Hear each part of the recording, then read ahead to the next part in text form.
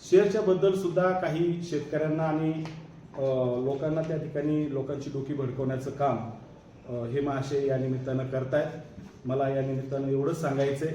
की सतत ऊस पुरवठा करणाऱ्या ऊस उत्पादकांना कारखान्याचे सभासत्व देण्याच्या दृष्टीनं कारखान्याच्या शेती स्टाफच्या मार्फत आपण पत्रव्यवहार सुरू केलेला आहे। हे सुद्धा या महाशयांना माहीत आहे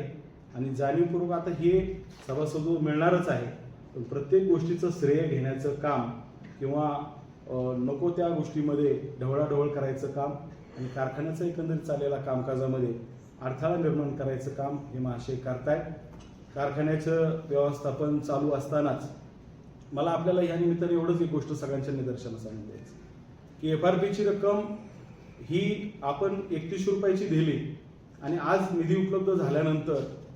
पूर्ण FRP ही आपली 3273 रुपयाची आज आपण वर्ग केली। पण देवदत्त निकम हे चेअरमन असताना यांच्याही कार्यकाळामध्ये हे 10 वर्षाचे कालावधीमध्ये चेअरमन होते, त्यावेळी सुद्धा 2 वेळा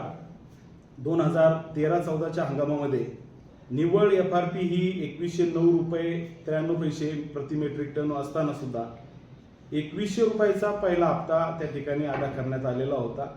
आणि उर्वरित रक्कम ही दुसऱ्या हप्त्यामध्ये त्या ठिकाणी देण्यात आल्यानंतर ती FRP पूर्ण झालेली होती।